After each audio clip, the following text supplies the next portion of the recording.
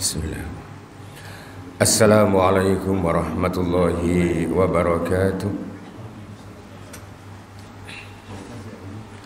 Innal hamdalillah nahmadu wa nasta'in wa nastaghfiruh. Wa na'udzu billahi min shururi anfusina wa min sayyiati a'malina may yahdihillahu fala mudilla lahu wa may yudlil fala hadiya lahu. Asyhadu an la ilaha illallah wa asyhadu anna Muhammadan abduhu wa rasuluh.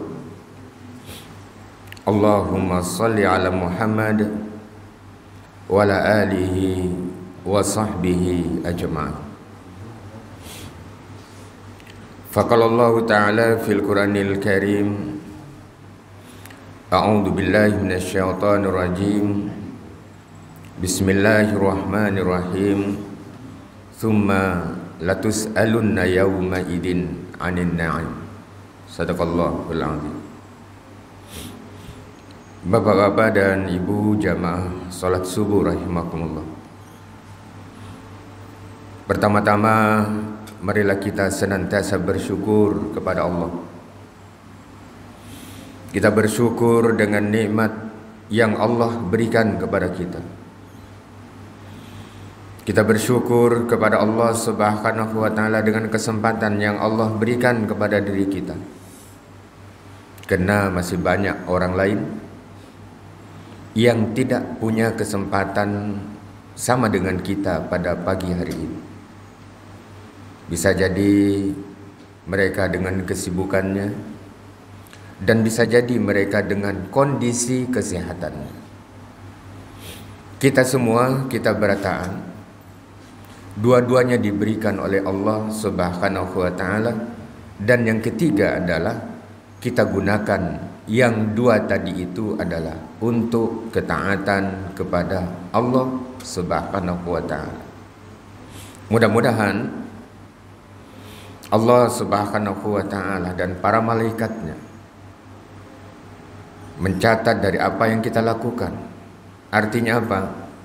Duduknya kita setumat bareng.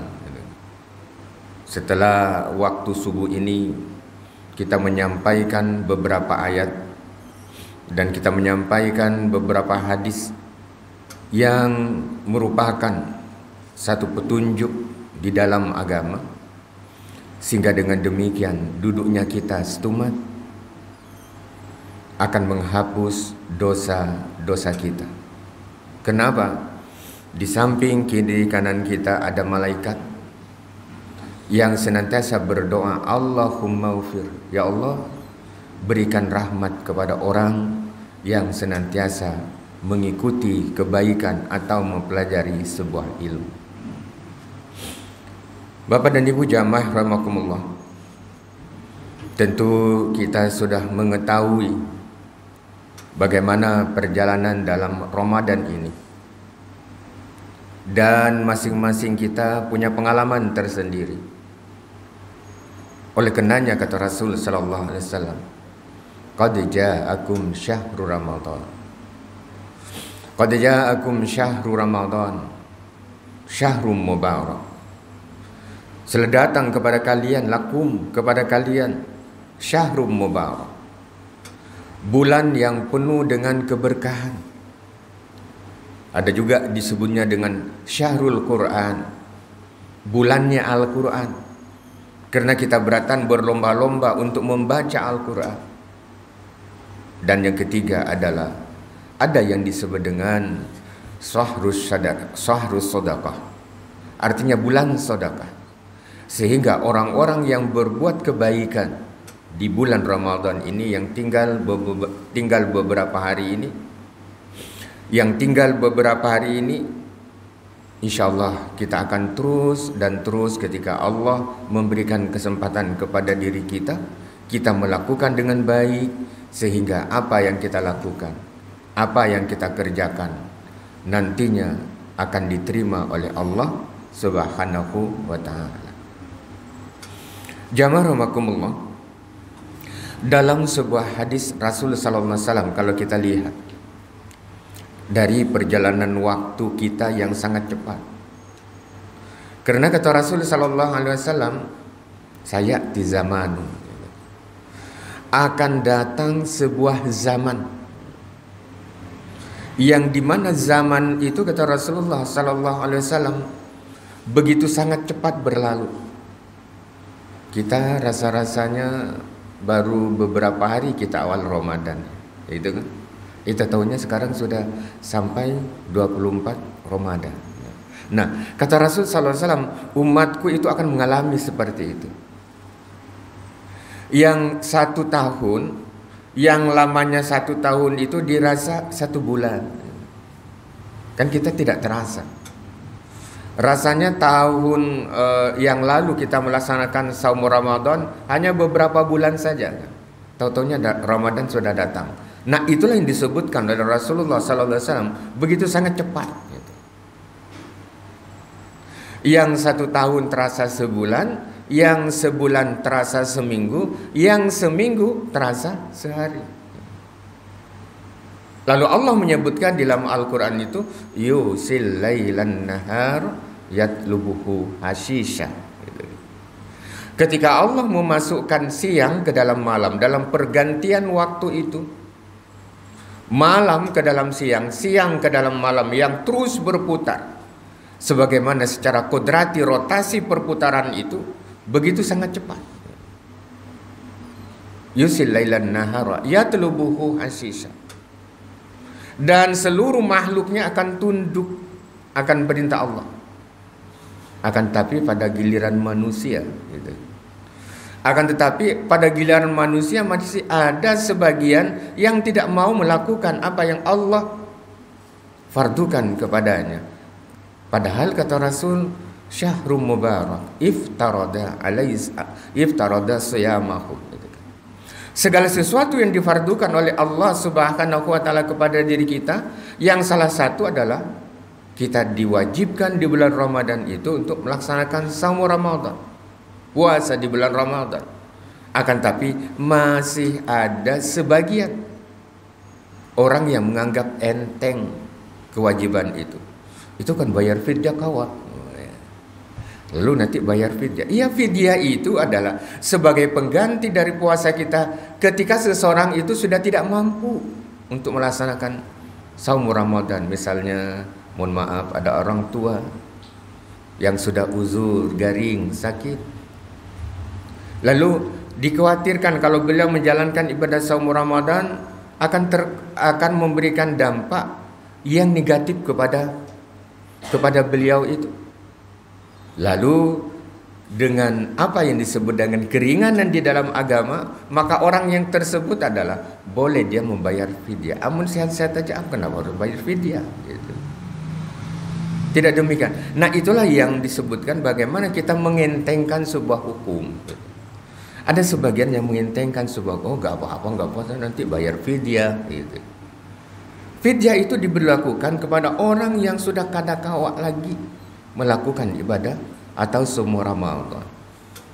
Nah, oleh karena jamaah rahimakumullah, kata Rasul sallallahu alaihi wasallam, akan datang sebuah zaman dulu, lanjutkan, akan ada sebuah zaman yang nanti kita akan menjumpai. Boleh jadi kita sekarang yang sudah menjumpainya. Kenapa kata Rasul sallallahu alaihi wasallam, zaman itu begitu sangat canggih. Segala sesuatu yang kita inginkan tidak jauh dari kita. Gitu.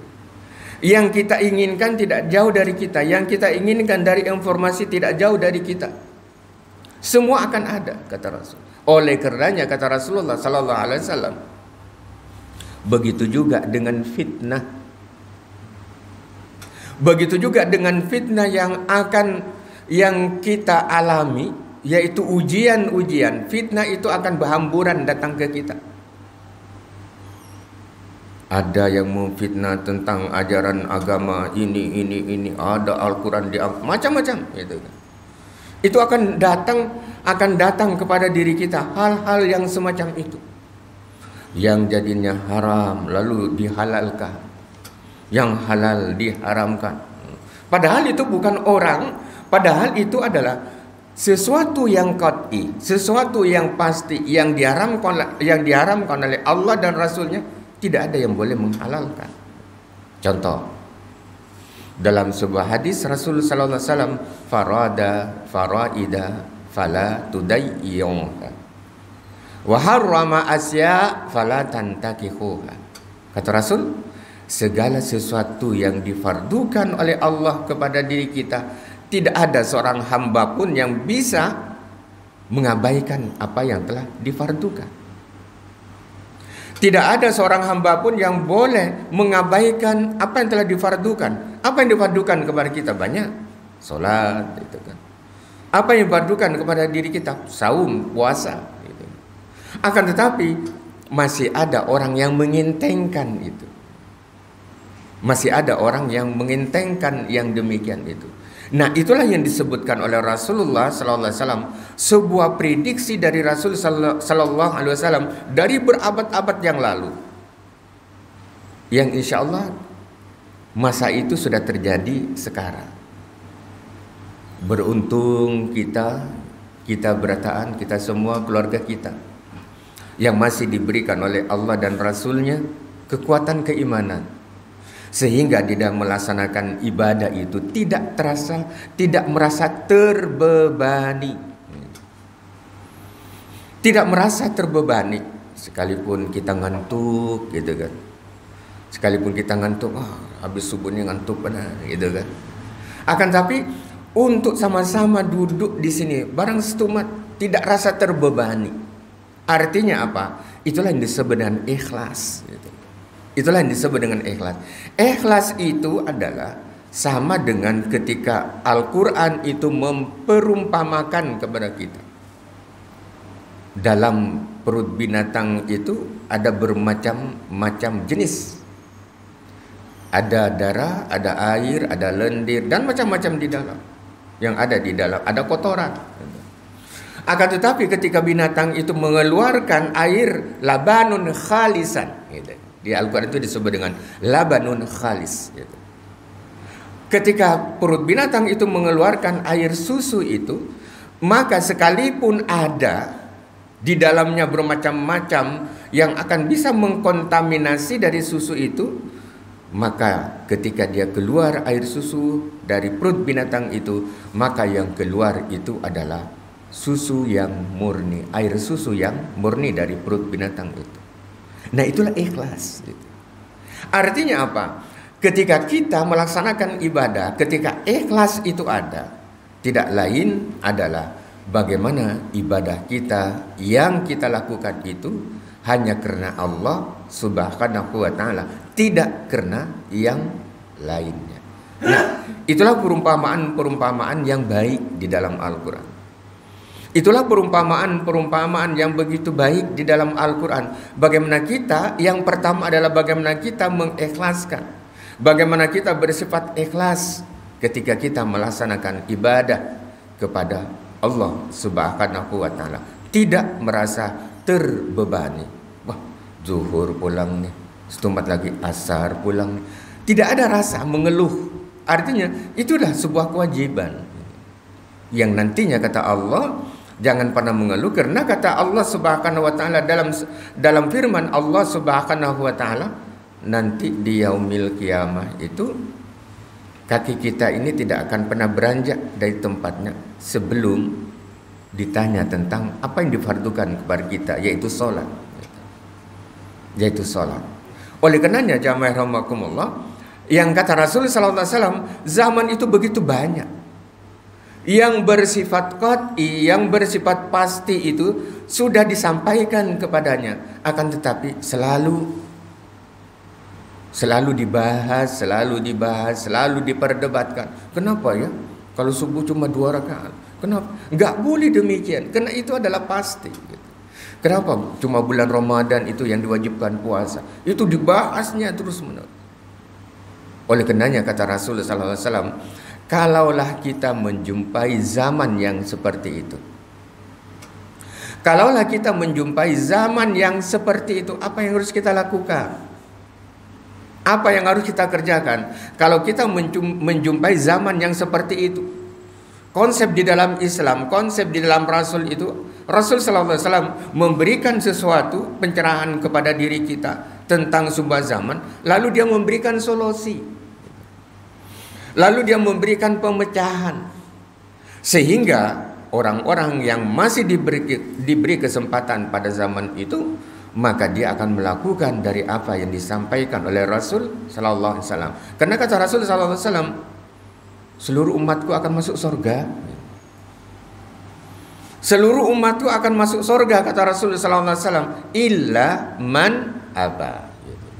Seluruh umatku itu akan masuk surga, terkecuali bagi yang kada mau, yang enggan.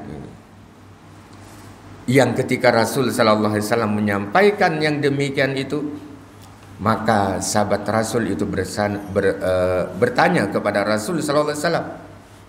Bertanya kepada Rasul sallallahu alaihi wasallam, "Ya Rasulullah, masa ada orang yang kada mau masuk surga?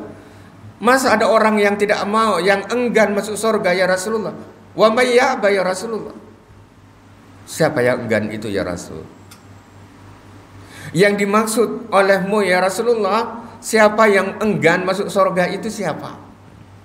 Penasaran kan sahabat itu. Karena kata Rasul sallallahu alaihi wasallam, illa may, terkecuali bagi mereka yang enggan untuk masuk ke surga. Karena orang masuk surga itu yang ahli sedekah, dia akan melalui babus sedekah masuk surga.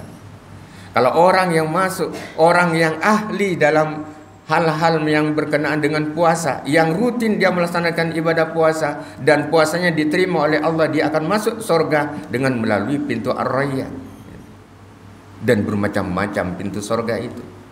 Makanya sahabat itu heran, adakah ada gerang yang tidak mau masuk surga itu? Ujar Rasul sallallahu alaihi wasallam untuk menjawab pertanyaan itu, ada dan tidaknya. Coba kita perhatikan dua hal ini. Ujar Rasul sallallahu alaihi wasallam, "Wa man ata'ani dakhalal jannah." Siapa yang kata Rasul sallallahu alaihi wasallam taat kepadaku, selalu mengikuti, istiqomah mengikuti perintahku, dakhalal jannah. Apa yang difardukan dia ngikut. Apa yang dianjurkan oleh Rasul dia ngikut. Pada saat dia menjalankan ibadah hanya karena Allah, maka yang dia lakukan ngikut dengan apa yang disampaikan oleh Rasul sallallahu alaihi wasallam. Maka orang yang seperti itu kata Rasul, waman, dan siapa al-ta'ani, yang taat, itulah yang masuk ke dalam surga Allah. Akan tetapi ujar Rasul yang kedua, yang kedua ini adalah waman asani, kebalikannya. Dan barang siapa asani, yang bermaksiat, disuruh kewajiban tidak dijalankan, akan tetapi yang tidak digariskan, yang tidak disuruh malah dikerjakan, dibalik. Yang diperintahkan malah tidak dikerjakan, yang tidak diperintahkan malah dikerjakan. Artinya jarang orang kita siwah gitu kan. Yang disuruhnya kadang mau, akan tetapi yang tidak disuruh itu yang diamalkan. Maka hal yang demikian itu ujar Rasul sallallahu alaihi wasallam, waman asani. Siapa yang bermaksiat, siapa yang ingkar, siapa yang tidak mau mengikuti petunjukku, itulah faqad aba. Faqad aba. Kalau kalian mau mengetahui siapa yang enggan, kata Rasul, waman asani faqad aba. Siapa yang tidak mau mengikuti dari apa yang aku perintahkan, yang aku contohkan, ujar Rasulullah sallallahu alaihi wasallam, faqad aba. Nah, itulah yang disebut orang yang enggan untuk menjalankan, untuk masuk surga. Insyaallah kita berataan, kita datang ke masjid ini dengan tulus ikhlas untuk karena Allah Subhanahu wa taala. Duduknya kita setumat, sekalipun kita hauran, dan yang kedua sekalipun kita menahan kantuk, akan tapi selalu mengikuti apa yang disampaikan oleh Rasul, ihris ala ma yanfa'uka. Ujar Rasul SAW, amun ada kesempatan, ihris ala ma yanfa'uka, gawi, kerjakan kalau sesuatu itu yang bermanfaat kepada kita. Lain kalau yang tidak bermanfaat, harus kita jauhi gitu. Kalau itu sesuatu yang bermanfaat, ujar Rasul SAW, ihris, segera kita melakukannya. Karena kita semua tidak bisa mengatur kehendak Allah. Manalah kita diberikan kesempatan untuk bertemu dengan bulan Ramadan. Jangan-jangan Ramadan kita ini Ramadan yang terakhir untuk kita. Tapi mudah-mudahan ya, Allah Subhanahu wa taala senantiasa memberikan kesehatan. Nantinya kita akan bertemu kembali seperti sekarang ini. Kita saling silaturahim dan bertemu dengan bulan Ramadan berikutnya untuk menambah untuk menambah bekal kita ketika kita liqa Rabbi, bertemu dengan Allah Subhanahu wa taala. Oleh kerana jamaah rahimakumullah, ulun sambung hadis yang pertama tadi. Ujar Rasul sallallahu alaihi wasallam, ketika kita menghadapi atau kita sampai kepada sebuah zaman itu dalam konsep Islam, dalam ajaran Rasul sallallahu alaihi wasallam yang dicontohkan kepada diri kita, apa sih kiatnya? Apa sih rumusnya? Supaya kita tidak tergerus keimanan kita atau terbawa arus pada waktu itu. Kalau dibawa arus hanyutam kita kan. Kalau kita ada di tempat yang deras arusnya, kita tidak punya ketahanan, tidak punya ingkutan tangan kita akan terbawa oleh arus itu. Apa ingkutan kita? Keimanan. Apa keimanan? Ketika seseorang itu berpegang teguh kepada kitabullah wa sunnatur rasul. Oleh karenanya, ujar Rasul sallallahu alaihi wasallam, pada zaman itu apa yang harus kita lakukan dalam konsep Islam itu? Yang pertama, ujar Rasulullah sallallahu alaihi wasallam, banyak. Yang pertama, ujar Rasulullah sallallahu alaihi wasallam dalam sabda Rasulullah sallallahu alaihi wasallam, hafidhus shalah. Kalau kita menemui zaman yang seperti itu, ujar Rasulullah sallallahu alaihi wasallam, hafidhus shalah. Jaga waktu salat. Jaga waktu salat. Kalau sudah sampai waktunya, kita salat. Karena itu adalah sebuah kewajiban yang tidak boleh ditinggalkan. Jangan sampai di hati kita, zuhur pulang, solat pulang, gitu kan? Itu ada sebuah indikasi yang melecehkan sebuah kewajiban. Nah, itu disebutkan Rasul sallallahu alaihi wasallam, hafidhus shalah. Bagaimana kita menjaga solat 5 waktu kita. Karena di bulan Ramadan ini kita kan sudah dididik riyadhah, latihan. Berapa banyak kita berlatih dalam beberapa bulan Ramadan yang telah kita lalui. Bagaimana kita konsistennya ketika waktu sahur, gitu kan. Bagaimana kita melaksanakan ibadah puasa semenjak fajar sampai terbenam matahari. Begitu kita konsisten di dalam menjalankan, sama dengan konsisten di dalam menjalankan ibadah sholat. Itu kata Rasul sallallahu alaihi wasallam dalam sabda Rasul sallallahu alaihi wasallam, hafidhus shalah. Bagaimana kita menjaga solat kita, hafiz. Maka ada istilah hafiz Quran, gitu. Hafiz Quran itu adalah orang yang memelihara hafalannya. Sudah membaca uslu ma uqiya ilaika minal kitab wa aqimis shalah nassalata tanha 'anil fahsya'i wal munkar. Hafal kita. Coba kalau kita tidak sering membacanya, besoknya akan hilang ingatan itu. Karena kalau di psikologi ulun ajar psikologi kesehatan itu. Karena di psikologi you must remember about 15 or 20 minutes gitu. Otak kita ini mampu ingat itu hanya sekitar 15 sampai 20 menit. After that you can forget. Setelah itu Anda akan lupa semua. Apa yang disampaikan tadilah, kada ingat aku aja. Jangan kita, apalagi kalau usia kita, memori kita sudah hibah. Masuk sudah mantul, gitu. Masuk yang baru mantul lagi itu. Makanya dalam psikologi kesehatan itu orang, mohon maaf, yang kena stroke dan lain sebagainya itu gangguan dari pikirannya itu, yang diingat itu pada waktu muda. Keingatannya itu pada waktu yang masih anum-anum bahari. Yang diingat itu waktu dulu ketika dia tinggal di situ dengan tetangga, dia tarik tetangga yang dulu. Kenapa? Jangan heran. Karena dalam ilmu kesehatan itu, seseorang yang mengalami demikian itu, yang diingat itu adalah kejadian-kejadian yang lalu. La ya'lamuna syai'ah. Kalau di dalam Al-Quran itu, maka dia tidak bisa mengingat sesuatu apapun di otaknya. Yang diingatnya masa lalu. Nah, itu yang kita takutkan. Jangan sampai terjadi kepada kita. Sudah disuruh, sudah makan, tapi minta pulang dengan cucu, aku hendak makan aja. Padahal piring masih ada di depannya. Nah, itulah yang kita takutkan. Sudah sholat, aku sholat zuhur jar. Ingat dulu kan masih muda. Padahal Sidin barusan saja dia melaksanakan ibadah salat zuhur. Dia tidak la ya'lamuna syai'. Dia tidak mengingat segala sesuatu itu.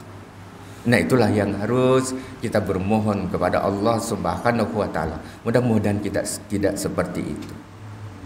Tidak seperti itu dalam artian diberikan kesehatan pikiran kita. Berdoa kepada Allah, ya muqallibal qulub, berikanlah kekuatan jiwa kita.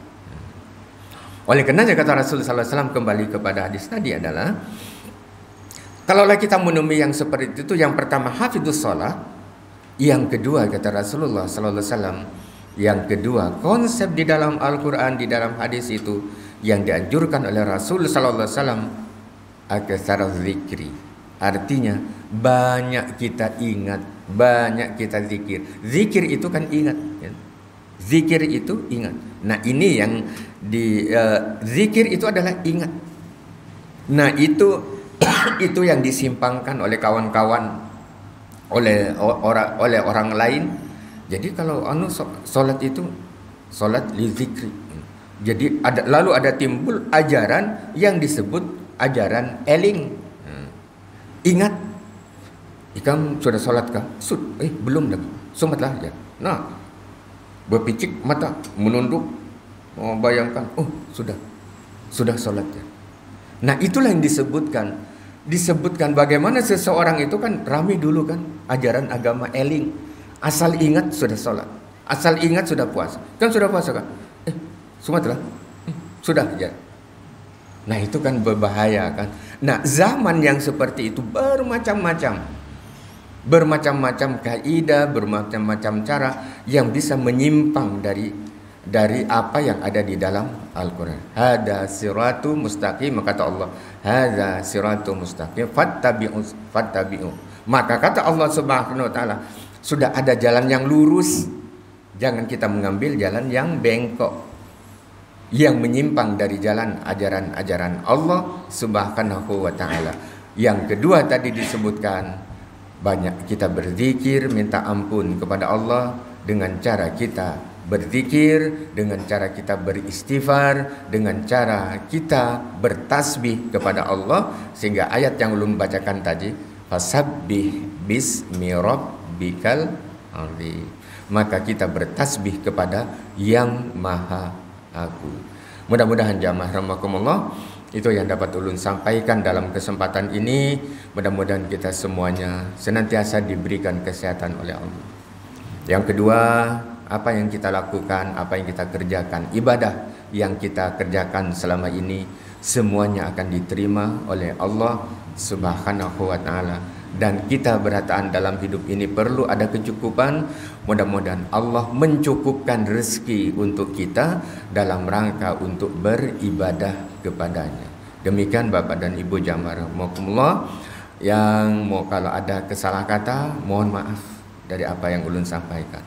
Dan kalau ada sesuatu yang baik karena itu yang ulun sampaikan Al-Quran hadis, mudah-mudahan ada guna dan manfaatnya kepada kita semuanya. Assalamualaikum warahmatullahi wabarakatuh.